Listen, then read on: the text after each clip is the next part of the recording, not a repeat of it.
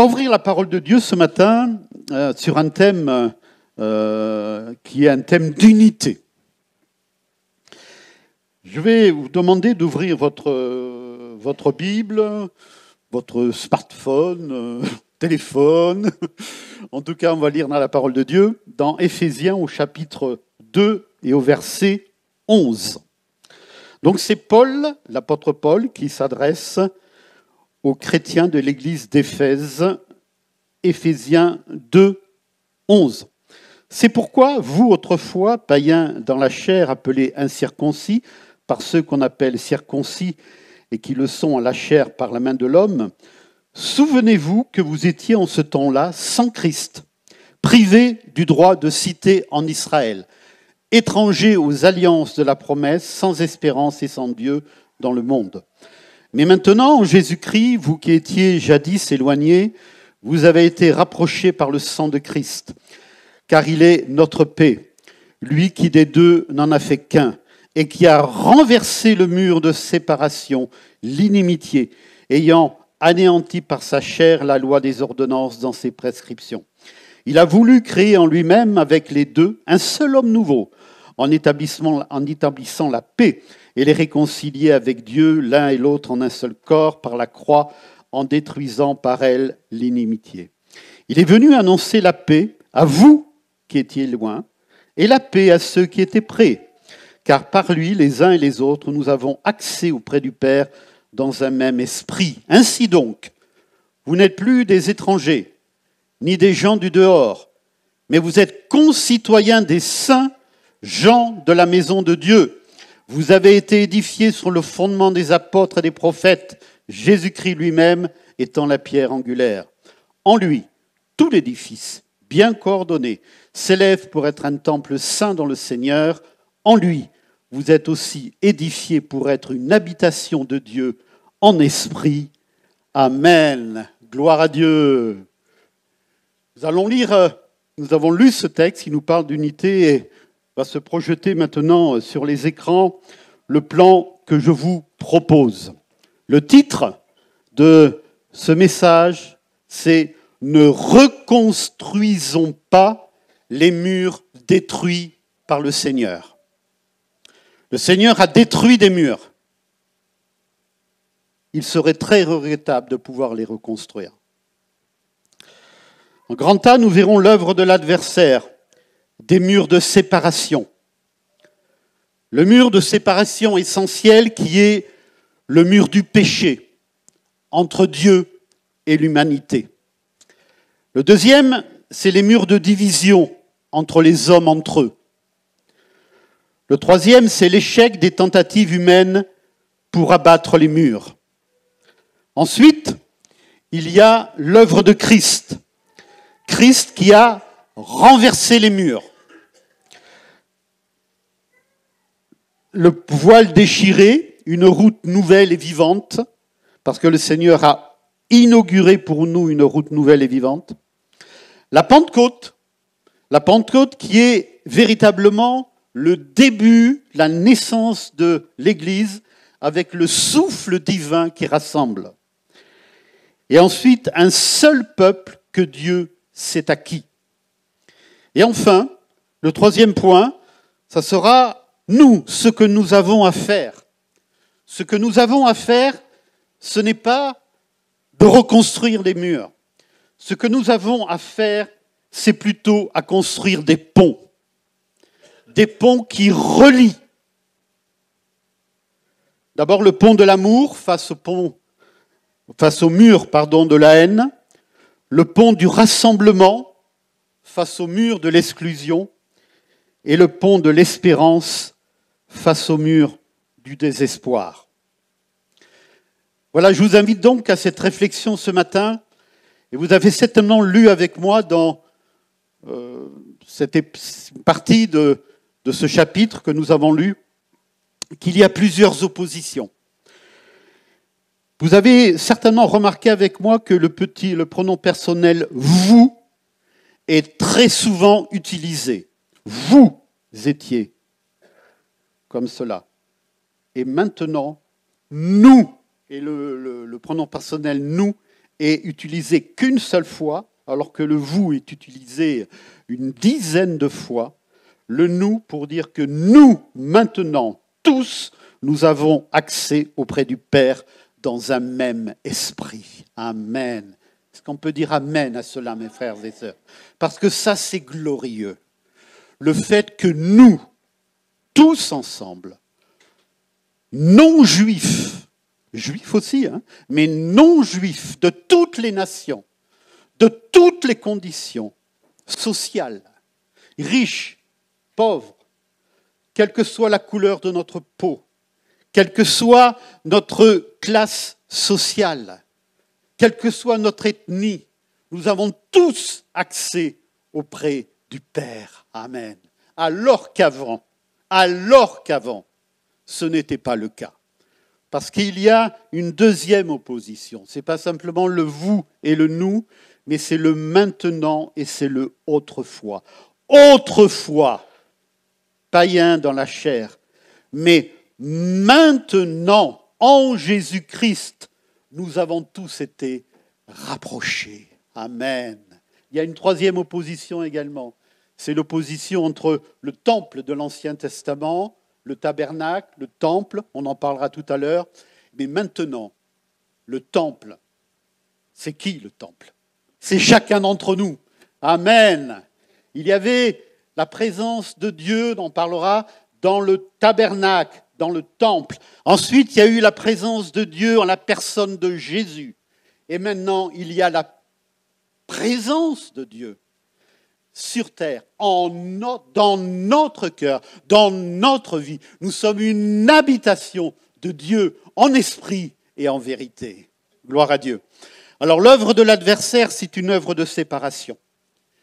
Et le premier mur qui existe, on le sait tous, c'est le mur de séparation entre Dieu et les hommes. Vous étiez morts par vos offenses et par vos péchés. Éphésiens 2, 1. Romains 3, 10. Il n'y a point de juste, pas même un seul. Tous sont privés de la gloire de Dieu. Le mur de séparation, le mur du péché qui empêche les hommes d'être en relation avec Dieu. Et on sait d'où vient ce mur de séparation, de la désobéissance initiale par nos ancêtres qui se sont séparés de Dieu et qui ont voulu ainsi manquer le but parce que c'est ça le péché, c'est manquer le but qui nous a été assigné par le Seigneur. Il y a une image très précise de ce que est cette séparation. C'est dans le temple. Vous savez, dans le temple qui a été demandé, dont la construction a été demandée par Dieu, il y avait un voile. Un voile très épais comme la paume de la main. Et ce voile séparait le lieu très saint du lieu saint et également des autres lieux, le parvis, le parvis d'Israël, le parvis des nations, on en parlera. Et ce voile représentait le fait que Dieu était là, Dieu était présent, certes, mais il était inaccessible. Inaccessible. Seulement une fois par an, le grand prêtre, le souverain sacrificateur, avec crainte et tremblement, apportait le sang du sacrifice le jour de la fête des expiations, le Yom Kippour, comme disent les Juifs. Et là, il y avait cette offrande qui était apportée. Une fois par an, un seul homme. Tous les autres étaient privés de cela. Le voile très épais qui indiquait la séparation. Parce que dans l'Ancien Testament, mes chers amis, on ne s'approchait pas de Dieu comme cela. Il y avait des règles bien précises à respecter. Il y avait des lois. Et ceux qui désobéissaient à ses lois, ceux qui transgressaient, qui s'approchaient de Dieu un peu n'importe comment, eh bien, ils étaient frappés. Parce que c'était l'ancienne alliance. Parce que c'était basé sur, non pas une relation de confiance, d'amitié, mais il y avait un mur, et on l'a lu, c'était le mur d'inimitié. Ce n'était pas le mur de l'amitié, c'était le mur d'inimitié. Et je crois qu'il faut bien prendre conscience de cela, que Dieu était inaccessible. Dieu avait choisi un peuple, le peuple d'Israël. Ce peuple pour être une lumière pour toutes les nations. Et ce peuple, mes frères et sœurs, il s'est petit à petit, d'abord dans une bonne volonté de servir Dieu et d'être à part, parce que c'était un peuple à part. Et Dieu voulait que ce peuple soit un peuple à part. Mais ce peuple, petit à petit, a perdu la mission initiale qui lui a été donnée, c'était d'être une lumière pour toutes les nations. Ce peuple, nous l'aimons. C'est le peuple de Dieu. Jésus était juif. Le salut est pour les juifs, premièrement, mais également pour tous les autres. Mais ce peuple spécial, ce peuple de Dieu, petit à petit, parce que aussi il était persécuté, s'est replié sur lui-même. Et il est devenu un peuple complètement séparé des autres. C'est pour ça qu'il a survécu d'ailleurs au fil des siècles. Il y a eu beaucoup de pogroms contre ce peuple. Ce peuple a été vraiment persécuté. Mais heureusement, il y a des Juifs qui ont compris que le salut n'était pas simplement pour eux, mais il était pour tout le monde. Il était pour tout le monde. Et il a fallu vraiment une action très précise du Saint-Esprit pour que le salut puisse gagner toutes les nations. J'en dirai quelques mots tout à l'heure de façon plus précise. Donc il y a le mur du péché. Ce mur du péché a été là comme une séparation. Mais s'il n'y avait que ce mur-là, il y en a d'autres. C'est les murs de séparation que les hommes ont bâtis entre eux. Entre eux. On a tous des images dans notre tête du mur de Berlin. Moi, j'ai encore les images en 1989 des gens qui tapaient sur les pierres. Vous les avez, ces images-là, à la télé? On a vu des gens qui essayaient de casser le mur de Berlin. Vous avez le mur aussi, que je ne sais pas s'il est terminé ou pas, mais que M. Trump voulait construire entre les États-Unis et le Mexique. Vous avez aussi le mur, les murs qui existent à l'intérieur de la Cisjordanie, que les colons israéliens construisent pour être séparés des Palestiniens. Je ne parle pas de la bande de Gaza, là, je parle de la Cisjordanie. Il y a des murs que les hommes construisent. Et ces murs-là, ce sont des murs de séparation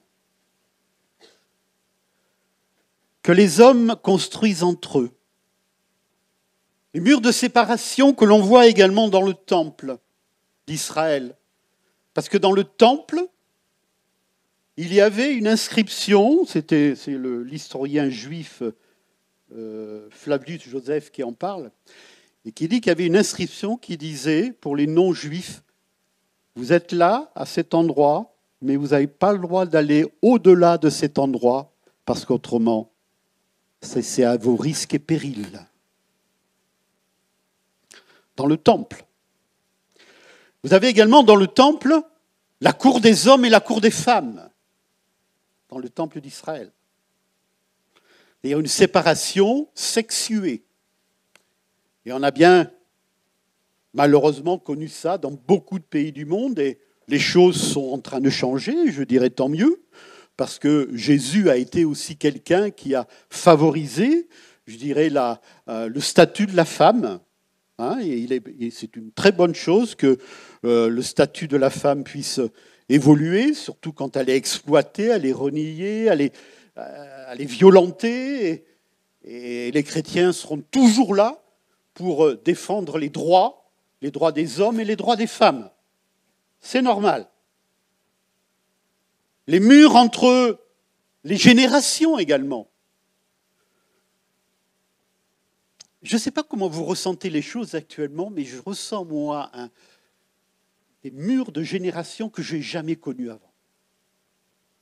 Entre les gens qui sont nés en 50, 60, comme moi, 70, 80, puis ceux qui sont en 90, en l'an 2000, en 2010, on ne se comprend plus. Je ne sais pas si... Enfin, moi, je me trompe peut-être, hein, mais on ne se comprend plus. On a été éduqués d'une certaine façon. Enfin, c'est affolant. Quand vous avez un gosse de 14 ans qui sort un couteau devant la principale du collège, je veux dire, même si on dit ça n'arrive qu'une fois, mais enfin, même une fois, je veux dire, c'est fou, quoi. C'est bon. Et on pourrait multiplier les exemples. Également dans l'éducation, dans la façon de parler. Il y a des murs de plus en plus qui se créent entre les gens. Et est-ce que vous avez remarqué également que tout fait polémique ? Tout. Eh bien, il y a aussi les chaînes d'information, il faut bien qu'elles vivent 24 heures sur 24. Donc si les polémiques n'existent pas, elles en créent. Hein, bon, voilà. Hein. LCI, CNews, BFM, il n'y a pas de polémique. Donc on va en créer une, en fait. Hein, voilà. Bon, mais des fois, il n'y a pas besoin d'en créer parce que tout fait polémique. Tout. Et c'est vrai que nous, on a besoin de retrouver cette paix, cette unité qu'on ne trouve pas dans le monde. Parce qu'il y a des murs de séparation entre les gens. Et c'est à nous de réagir. L'échec des tentatives humaines pour abattre les murs. L'homme fait preuve de bonne volonté. Durant toute l'histoire, on a vu des hommes, des femmes se lever et qui ont fait des choses bien. On ne va pas dire le contraire. Quand on pense par exemple à Nelson Mandela et à Frédéric de Klerk pour l'Afrique du Sud, quand on pense aux tentatives qu'ont essayé de faire, je me rappelle à l'époque, je me rappelle l'image également à la télévision entre Bill Clinton qui était là pour que Rabin et Arafat se serrent la main. Bon, Arafat était prêt à reconnaître le peuple d'Israël à ce moment donné. Hein. Il était prêt à le faire. Hein. Et vous voyez, il y a des tentatives. Il y a des tentatives humaines. L'homme essaye de faire preuve de bonne volonté. Mais on se rend compte qu'il y a quelque chose de plus fort en lui qui le mine. Malgré tout, le cœur de l'homme, comme dit Jérémie, est tortueux par-dessus tout. Il est méchant. Alors certes, il y a de belles choses. Certes, on peut se réjouir de ce que les hommes, par exemple par l'ONU, ont essayé de mettre la paix sur la terre, avec des efforts, avec également les prix Nobel de la paix. Mais on se rend compte, enfin moi je le perçois comme ça, que une seule chose est nécessaire pour que ça change dans le monde, c'est que le cœur de l'homme change d'abord. Il faut qu'il y ait un changement dans le cœur, dans la vie intérieure, pour que ça change autour de soi. Et peut-être que l'homme fait le contraire. Il veut changer les choses autour de lui avec beaucoup de bonne volonté. Mais il n'y arrive pas. Il y arrive dans une certaine mesure. Mais après, c'est plus possible. Parce qu'il y a un conflit spirituel majeur. Et ce conflit spirituel majeur, il est d'abord avec Dieu. Et s'il y a la réconciliation avec Dieu. Il y aura ensuite la réconciliation les uns avec les autres. Et ça, il n'y a que l'œuvre du Saint-Esprit qui peut le faire. Et j'en arrive à mon point numéro 2, l'œuvre de Christ, le renversement des murs. Amen. Jésus est venu pour cela. Jean 3, 14, il fallait, c'était une nécessité que Jésus vienne et soit élevé entre ciel et terre. Et quand Jésus est mort sur la croix du Calvaire, mes chers amis, vous savez ce qui s'est passé dans le temple ? Le voile a été déchiré. De haut en bas. Et pourquoi de haut en bas ? On le comprend. C'est la main de Dieu. De haut en bas. Et ce voile a été déchiré, montrant ainsi que le voile qui nous séparait de Dieu, eh bien maintenant il n'existe plus. Et que nous pouvons aller dans le lieu très saint, non plus une seule personne, une fois par an, mais toutes les personnes, à n'importe quel moment, couverts du sang de Jésus. Ça veut pas dire qu'il faut s'approcher de Dieu n'importe comment. Hein ? Dieu n'est pas notre pote, ouais, ça va, Seigneur. Non, on n'est pas dans ça quand même. Hein ? On est dans une attitude respectueuse, mais on s'approche de Dieu, couvert du sang de Jésus-Christ. La Bible dit qu'il a inauguré pour nous une route nouvelle et vivante. Amen. Une route nouvelle. Pourquoi nouvelle ? Parce que ce n'était pas possible avant. Et parce que Jésus a fait l'œuvre de rédemption nécessaire. Et pourquoi vivante ? Vivante parce que, eh bien, on est dans une relation vivante avec le Seigneur. Nous sommes vivants en lui. Nous avons l'Esprit de Dieu en nous, la graine de vie, la vie spirituelle, la vie dont Dieu vit. Parce qu'il y a différentes sortes de vie sur la terre. Vous avez la vie végétale, vous avez la vie humaine, mais vous avez la vie spirituelle. Et il y a des gens qui ont la vie humaine, mais ils n'ont pas la vie spirituelle. Et nous sommes appelés à avoir la vie spirituelle. La vie dont Dieu vit dans notre cœur. Amen. Le voile a été déchiré. Et il y a eu autre chose également. C'est la Pentecôte. 50 jours après Pâques. Le souffle divin qui rassemble. Là, d'autres murs ont été renversés. Et pas simplement, là j'ai parlé du voile qui était la séparation d'avec Dieu, mais là c'est les hommes entre eux. Qu'est-ce qui s'est passé le jour de la Pentecôte ? Le jour de la Pentecôte, la parole de Dieu a été annoncée par Pierre. Des hommes et des femmes se sont convertis. Et là, il y a eu une effusion de l'Esprit. Et il y a eu des manifestations en langue nouvelle. Qu'est-ce que cela veut dire ? Vous savez, j'aime bien mettre la Pentecôte en relation avec la tour de Babel. La tour de Babel, c'est quoi ? C'est diverses langues, mais qui ont eu pour conséquence la division et l'incompréhension entre les hommes. Les nouvelles langues pour la Pentecôte, ça a eu pour conséquence le rassemblement, l'unité et le commencement de l'Église. Amen. La diversification des langues a eu pour conséquence l'unité du peuple de Dieu dans la louange et dans l'adoration à Dieu. Que Dieu soit béni pour cela. Et c'est pour ça qu'il est important, mes frères et sœurs, que nous puissions être ouverts à la vie de l'Esprit. Je sais qu'au milieu de nous, il y a des personnes qui sont très ouvertes à la vie de l'Esprit et qui sont vraiment de tendance pentecôtiste, comme on dit. c'est-à-dire qui croient vraiment au baptême du Saint-Esprit, à la vie de l'Esprit, au parler en langue. Et j'en fais partie. Il y en a d'autres qui, peut-être un peu moins, de par leur culture, de par la façon dont ils ont connu le Seigneur, et c'est tout à fait respectable. Hein, parce qu'on n'est pas tous arrivés au même point. Hein. Mais je crois qu'il y a une chose qui est très importante, mes frères et sœurs, c'est que ce qui doit faire la fierté de notre Église, c'est qu'on se respecte les uns les autres.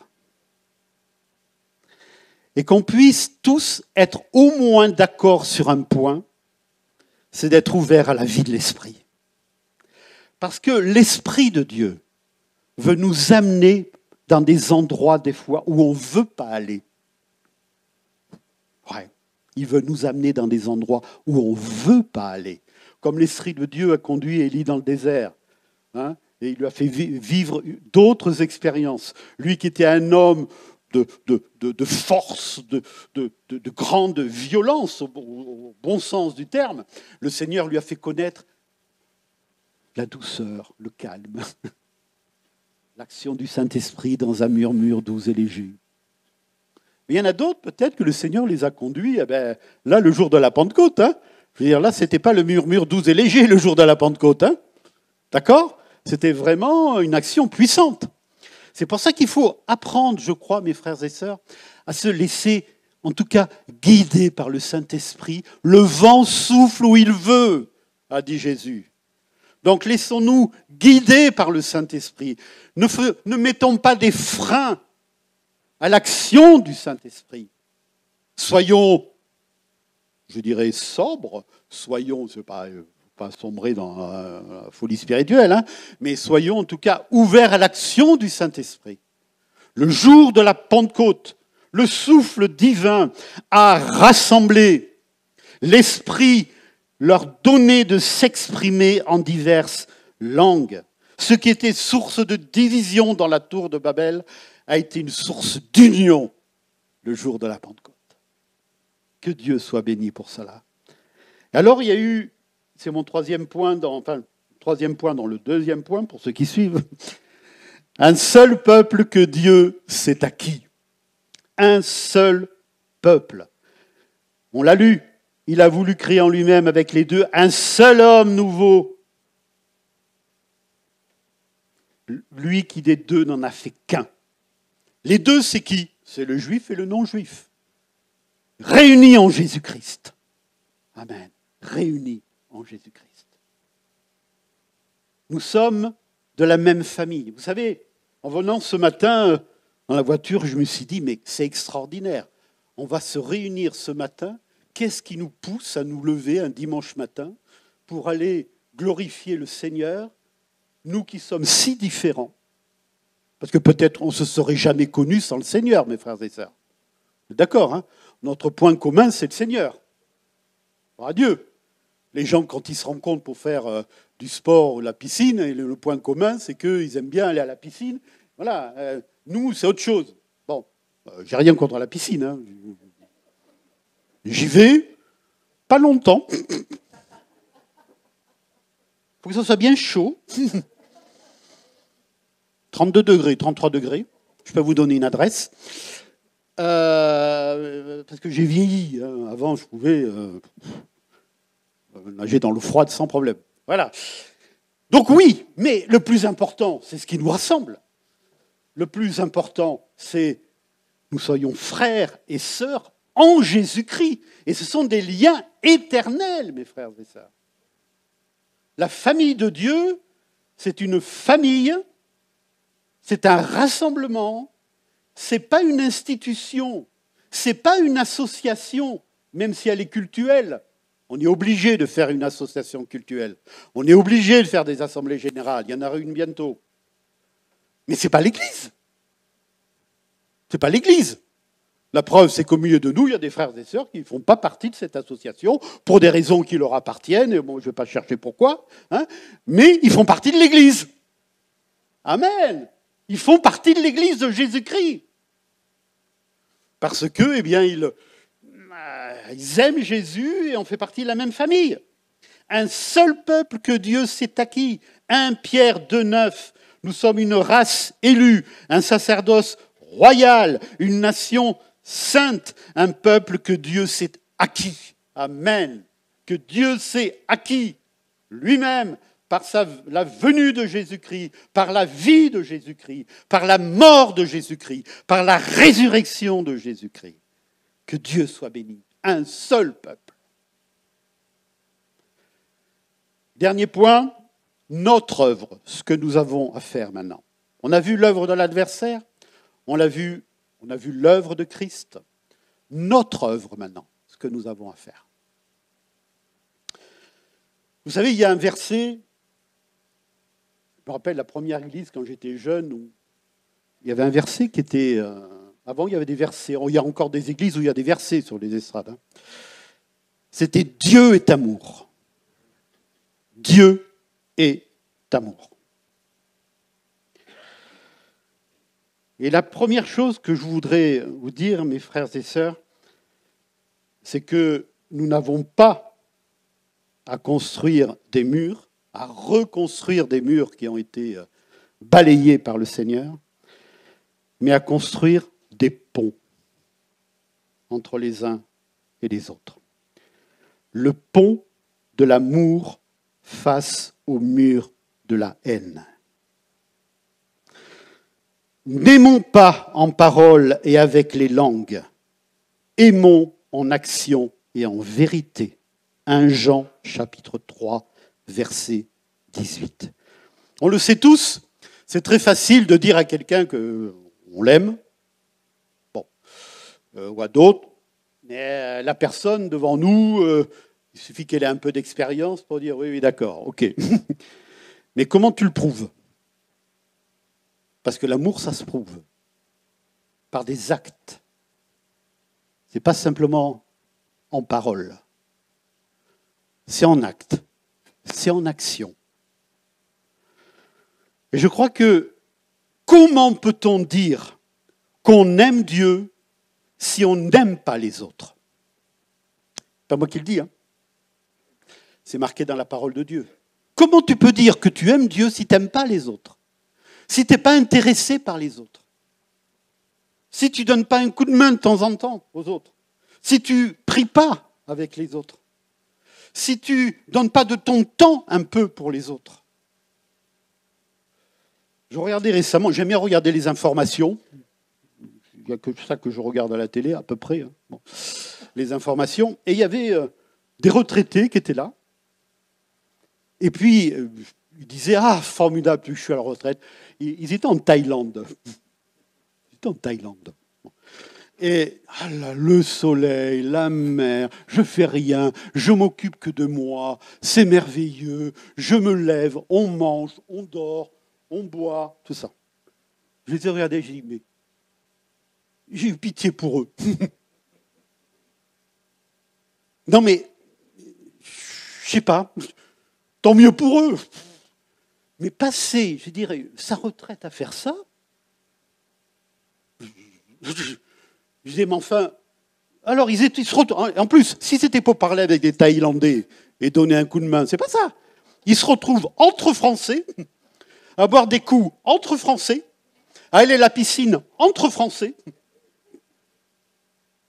Bon, il faut mieux pas aller en Thaïlande, là, il faut aller ailleurs. Bon. Et je me suis dit, mais non, c'est pas ça. C'est pas ça quand on est chrétien. Bon, être à la retraite, c'est bien quand même, hein, je peux vous le dire, c'est pas mal. Hein. Il n'y a que le dimanche matin où je me lève le plus tôt, c'est là où je me lève le plus tôt, c'est le dimanche matin. Après, bon, la semaine, hein, 9h, c'est pas mal pour se lever 9h. Hein. Vous allez tout savoir. Hein. Voilà. Et, mais profitant du temps, il faut s'occuper de soi. Je suis d'accord, il faut s'occuper de soi. Par contre, profitons du temps qu'on a, que le Seigneur nous donne pour aider les autres. Qu'est-ce que vous en pensez? En tant que chrétien, surtout en tant que chrétien, pour donner un coup de main, pour aider. Hein. Bon, il faut faire attention, parce que peut-être au niveau de notre santé aussi, on est plus faible. Voilà, toutes les réserves d'usage, vous les connaissez, je vous les présente. Cependant, Ben, aidez les autres. Oh oui, mais c'est pas grand-chose ce que je fais. Je vais rendre visite à une grand-mère de temps en temps. Je vais aider peut-être quelqu'un à trouver du travail pour ses démarches. Je donne un coup de main à des enfants qui ont besoin de soutien scolaire. Je donne des cours de français à des gens qui veulent s'intégrer dans la société. Je m'emploie à donner à manger à travers la banque alimentaire. Je fais le ménage dans l'église. Voilà. C'est pas grand-chose que je fais. Mais si, c'est beaucoup. Parce que si tout le monde fait ça, ça fait beaucoup de monde à l'œuvre. Hein? Je regarde Marc, je donne un coup de main dans l'église pour les travaux. Amen. Merci mon frère. Et oui, il y a plein de choses comme ça. Et nous devons être attentifs à cela pour aider, aimer, soutenir.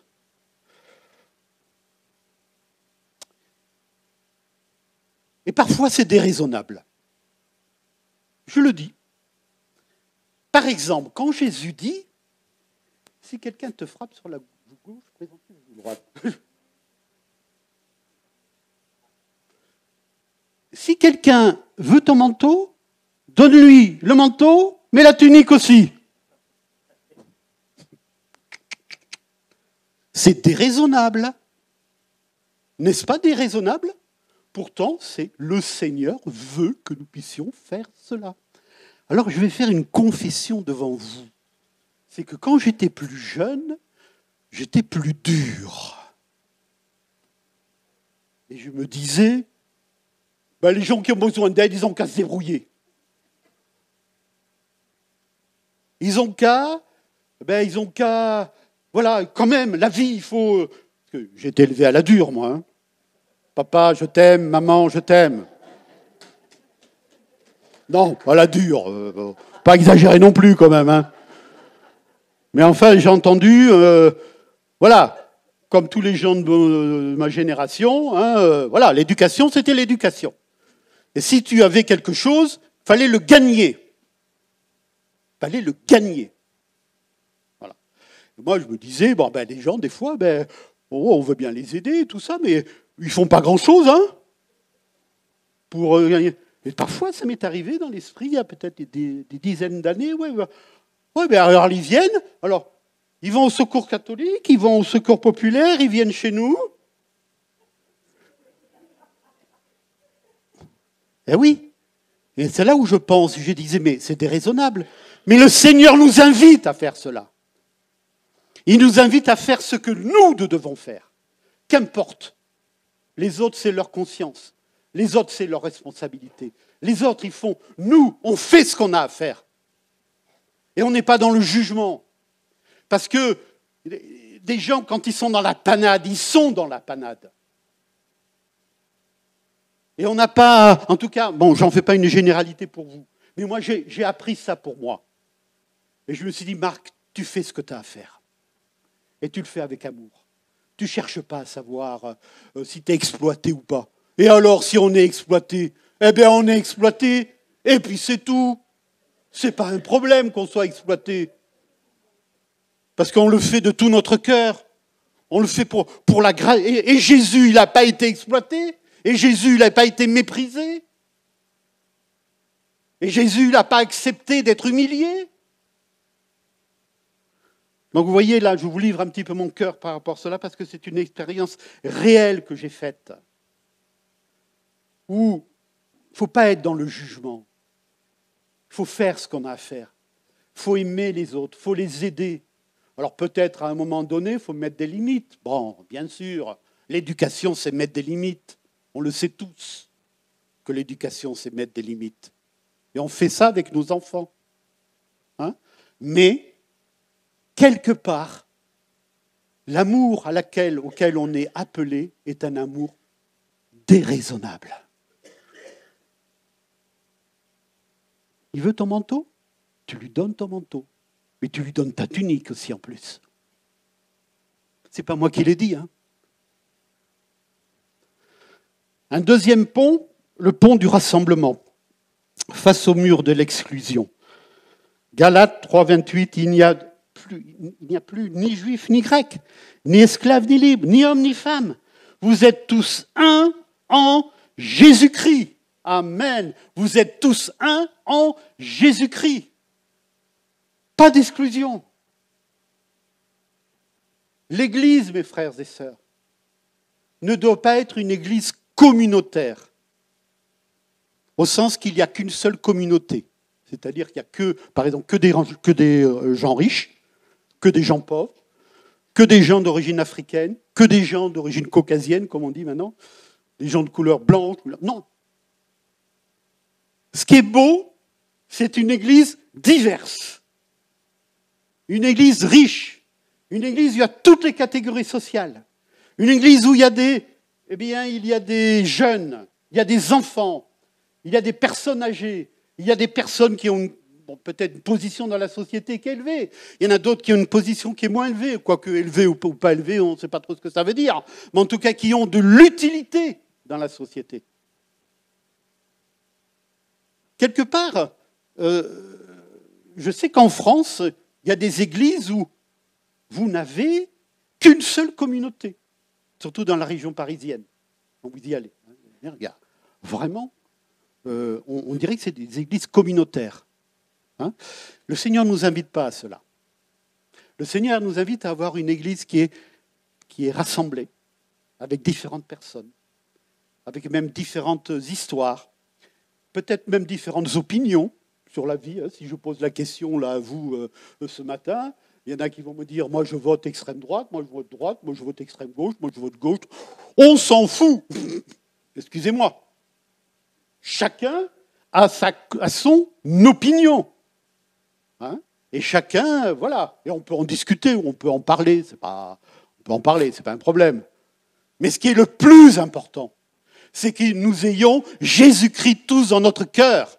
Amen. Et c'est ça qui fait notre lien fraternel. Notre lien fraternel. Éternel, je dirais même. Pas d'exclusion entre nous. Et également, à l'intérieur de l'Église, pas d'exclusion. Pas d'exclusion parce qu'on pourrait peut-être rebâtir des murs que le Seigneur a détruits. Le mur de la jalousie. Pas de mur de la jalousie. Le mur du jugement. Pas de mur de jugement. Le mur de la critique. Pas de mur de la critique. Ne rebâtissons pas des murs que le Seigneur a détruits, mes frères et sœurs. C'est très important. Si on veut garder véritablement l'unité entre nous, si on veut garder notre mission en tête, notre mission qui est d'annoncer le Seigneur. Et je vais terminer par un dernier point, le pont de l'espérance face au mur du désespoir. Je parlais tout à l'heure de notre société actuelle. Alors c'est vrai que je suis un peu maintenant, je suis à la retraite, donc je ne suis plus dans le milieu du travail, mais j'essaye de me renseigner. Ce que je sens, mes chers amis, c'est un profond désespoir. Je ne sais pas si vous le ressentez dans la vie de tous les jours. Un profond désespoir. Des gens qui sont désespérés.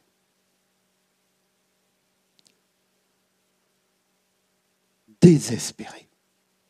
Quand je vois des enfants, même parmi mes propres enfants, qui disent « on ne veut pas d'enfants ».